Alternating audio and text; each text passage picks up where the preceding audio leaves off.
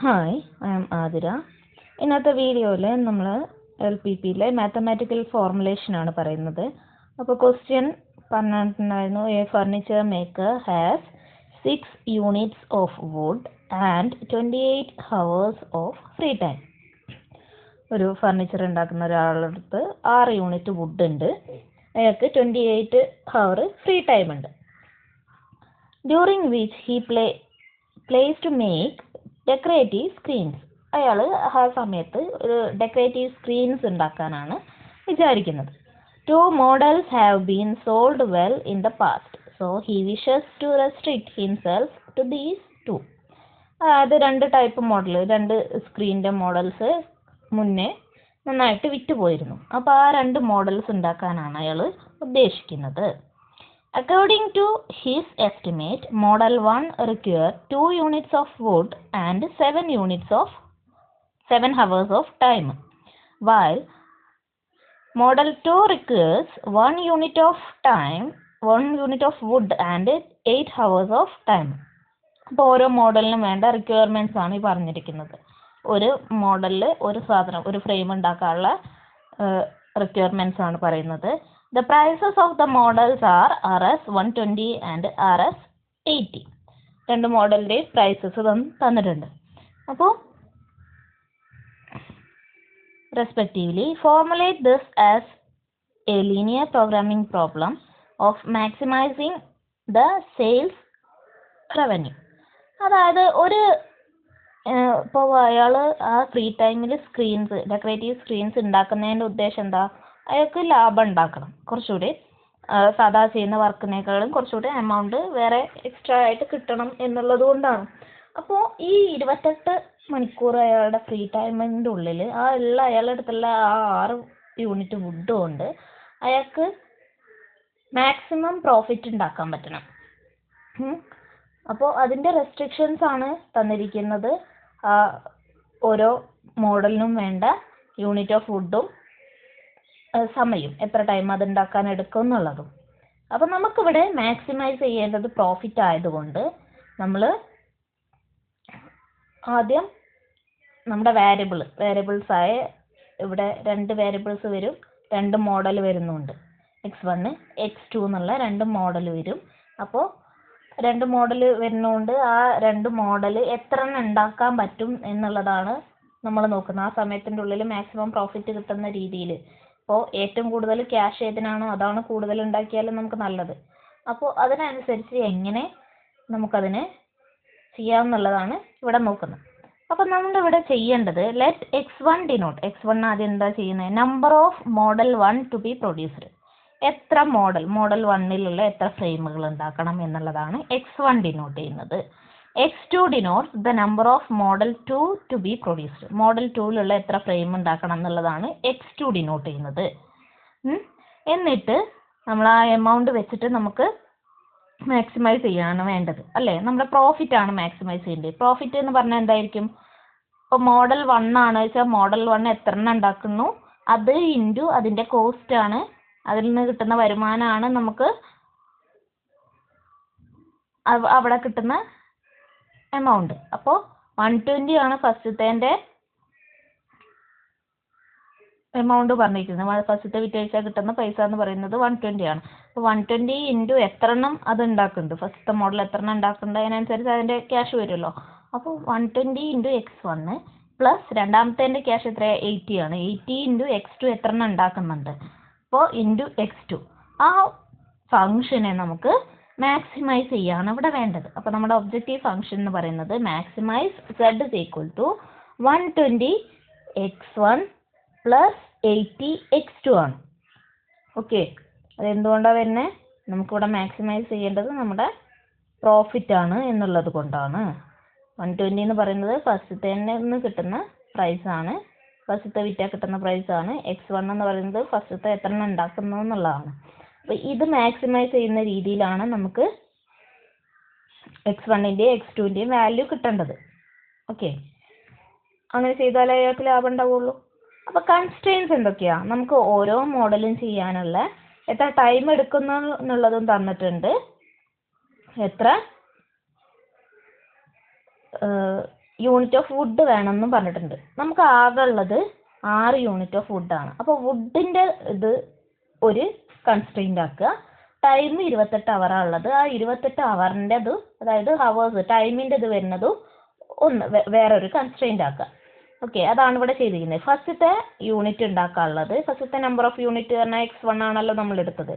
ഫസ്റ്റത്തെ യൂണിറ്റിന് 2 മണിക്കൂർ വേണമെന്ന് പറഞ്ഞിട്ടുണ്ട്. 2 യൂണിറ്റ് വുഡ് വേണമെന്ന് പറഞ്ഞിട്ടുണ്ട് അല്ലേ? ഫസ്റ്റത്തെ വുഡിൻ്റെയാണ് കേട്ടോ എടുക്കുന്നത് കൺസ്ട്രെയിന്. അപ്പോൾ ഫസ്റ്റത്തെ മോഡൽ ഉണ്ടാക്കാൻ 2 യൂണിറ്റ് വുഡ് വേണം. അപ്പോൾ അങ്ങനത്തെ x1 എണ്ണം നമ്മൾ ഉണ്ടാക്കുന്നു. 2x1 പ്ലസ് രണ്ടാമത്തെ മോഡൽ ഉണ്ടാക്കാൻ 1 യൂണിറ്റ് വുഡ് മതി. അപ്പോൾ 1 × x2. അതെന്ന് പറയുന്നത് എപ്പോഴും less than or equal to 6 ആവണം. നമുക്ക് എപ്പോഴും 6 യൂണിറ്റ് വുഡേ ഉള്ളൂ. അതിൻ്റെ less than or equal to ആയാലല്ലേ നമുക്കത് കറക്റ്റായിട്ട് കിട്ടുള്ളൂ. നമ്മൾ ചിലപ്പോൾ ഉണ്ടാക്കുന്ന സമയത്ത് എല്ലാ 6 യൂണിറ്റ് ഫുള്ളായിട്ട് ഉപയോഗിക്കണം നിർബന്ധമൊന്നുമില്ല, കുറച്ച് ബാക്കി വരാം ചിലപ്പോൾ. കാരണം നമുക്ക് പെർഫെക്റ്റ് ആയിട്ട് ഫ്രെയിം ഉണ്ടാക്കി വരുമ്പോൾ നമ്മൾ എടുത്ത മരം ഫുള്ള് യൂസ് ചെയ്യണമെന്ന് ആവശ്യം വരില്ല.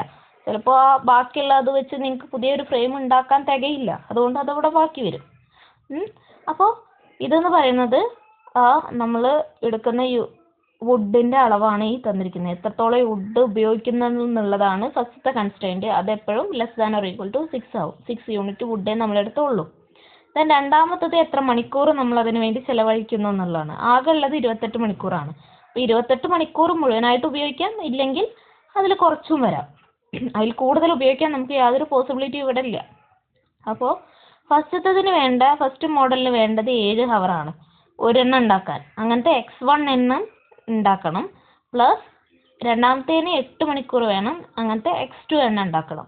ആ രണ്ടും കൂടി ചെയ്യുന്ന ടൈം എന്ന് പറയുന്നത് less than or equal to 28 ആവുകയും വേണം അല്ലേ? ആകെയുള്ളത് 28 ഹവറാണ്. അപ്പോൾ ഇത് രണ്ടുമാണ് നമ്മുടെ മെയിൻ കൺസ്ട്രെയിൻസ്. ഇനി നമ്മൾ x1 x2 എടുക്കുന്നത് എത്ര മോഡൽ ഉണ്ടാക്കുന്നു എന്നുള്ളതാണ് അല്ലേ? മോഡൽ 1 ഉണ്ടാക്കുന്നത് എത്ര എണ്ണം ഉണ്ട്, മോഡൽ 2 ഉണ്ടാക്കുന്നത് എത്ര എണ്ണം ഉള്ളത്, അത് എപ്പോഴും ഒരു പോസിറ്റീവ് നമ്പർ ആയിരിക്കുമല്ലോ.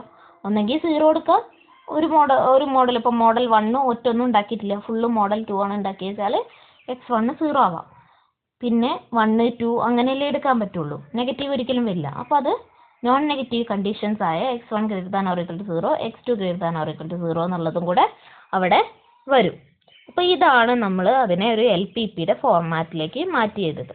ഇങ്ങനെ ഡയറക്റ്റ് ആയിട്ട് നിങ്ങൾക്ക് എഴുതാൻ പറ്റിയെന്ന് വരില്ല. അപ്പം നിങ്ങൾ എന്ത് ചെയ്യുക, ഓരോന്നും എന്താണെന്നൊന്ന് നോക്കുക. ആദ്യം ഇത് ഡിഫൈൻ ചെയ്യുക, x1 x2 എന്താണെന്നുള്ളത്, അത് ഇമ്പോർട്ടൻ്റ് ആണ്.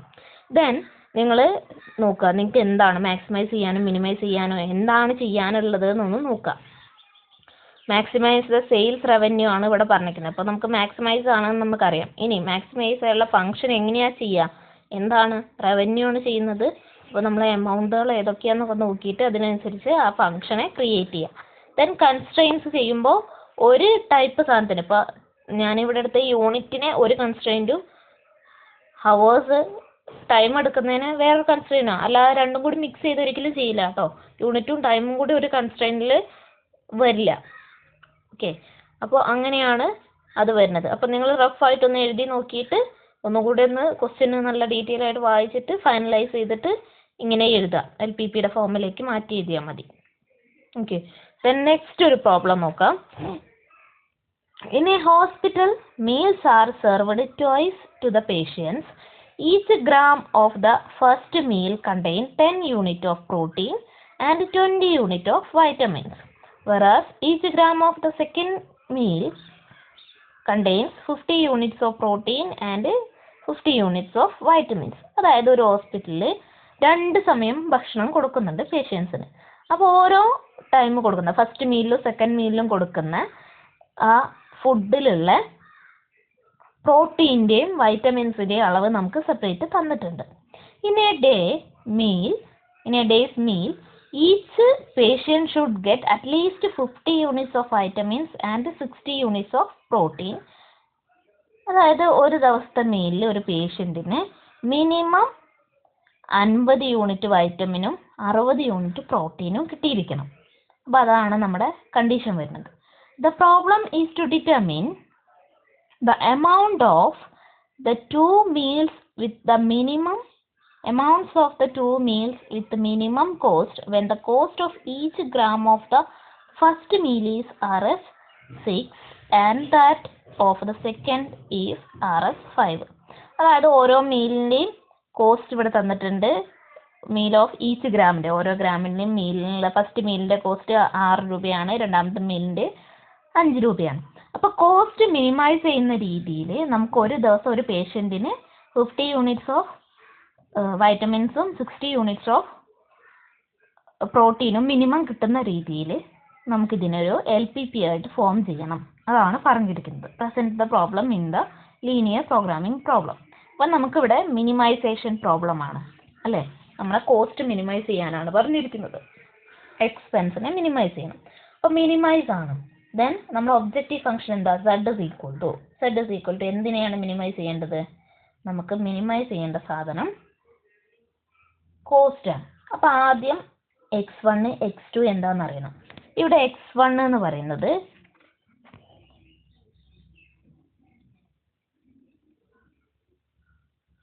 The gram of the first meal.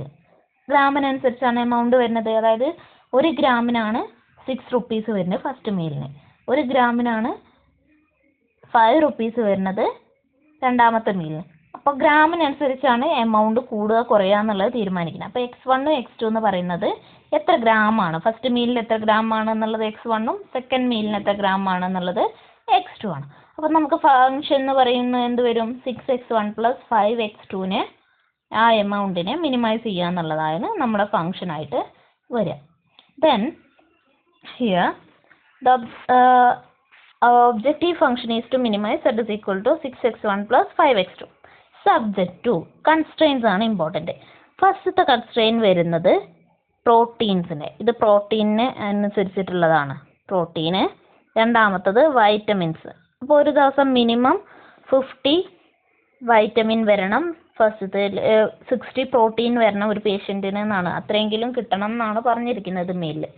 അപ്പോൾ ഫസ്റ്റത്തേൽ നോക്കുക, 10 ഫസ്റ്റത്തെ മീലിൽ 10 യൂണിറ്റ്സ് ഓഫ് 10 ഗ്രാമിൽ 10 പ്രോട്ടീനാണ് ഉണ്ടായിരുന്നത്. നമ്മൾ ക്വസ്റ്റ്യൻ ഒന്ന് നോക്കിയാൽ മനസ്സിലാവും. ഫസ്റ്റ് മീലിൽ നിങ്ങൾക്ക് 10 യൂണിറ്റ്സ് ഓഫ് പ്രോട്ടീനും 20 യൂണിറ്റ്സ് ഓഫ് വൈറ്റമിൻസും, രണ്ടാമത്തെ മീലിൽ 50 യൂണിറ്റ്സ് ഓഫ് പ്രോട്ടീനും 50 യൂണിറ്റ്സ് ഓഫ് വൈറ്റമിൻസും ആണ്. അപ്പോൾ ഇവിടെ നമുക്ക് ഫസ്റ്റത്തേൽ പ്രോട്ടീനാണ് നമ്മൾ കൺസിഡർ ചെയ്യുന്നത്. ഫസ്റ്റത്തെ മീലിൽ ഉണ്ടായിരുന്നത് 10 യൂണിറ്റ് ഓഫ് പ്രോട്ടീനാണ്, പ്ലസ് രണ്ടാമത്തെ മീലിലുണ്ടായിരുന്നത് 50 യൂണിറ്റ്സ് ഓഫ് എന്താണ്, പ്രോട്ടീൻസ് ആണ്. അപ്പോൾ 10x1 + 15x2 > 60. മിനിമം 60 ആണ് പറഞ്ഞിരിക്കുന്നത് ഒരു പേഷ്യൻ്റ് കിട്ടുന്നത്. 60ൽ കൂടുതൽ കിട്ടിയാൽ പ്രശ്നമില്ല. അപ്പോൾ അല്ലേ > 16 ആണ് വരിക. അപ്പോൾ അതാണ് ഒരു കൺസ്ട്രെയിൻ. ഇനി അടുത്ത വൈറ്റമിൻസിനനുസരിച്ചുള്ള കൺസ്ട്രെയിൻസ് ആണ് വരുന്നത്. ഫസ്റ്റത്തെ മീലിൽ 20 യൂണിറ്റ്സ് ഓഫ് വൈറ്റമിൻ ആണല്ലോ. അപ്പോൾ 20x1 + 50x2, രണ്ടാമത്തെ മീലിൽ 50 യൂണിറ്റ്സ് ഓഫ് വൈറ്റമിൻസ് ആണുള്ളത്. ആ ടോട്ടൽ എന്ന് പറയുന്നത് > 50 ആണ്. ഒരു പേഷ്യൻറ്റിന് കിട്ടുന്ന വൈറ്റമിന് എപ്പോഴും 50ൽ കൂടണം എന്നാണ് പറഞ്ഞിരിക്കുന്നത്.